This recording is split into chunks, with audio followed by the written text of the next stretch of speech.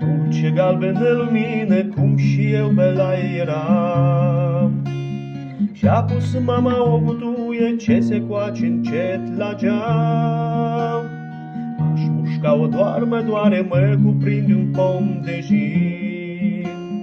Și acum că trece anul, parcă o simt îmbătrânit. Galbene butuie, dulce amăruie, lampă la fereastre, toată iarna noastră. Lampă la fereastre, toată iarna noastră.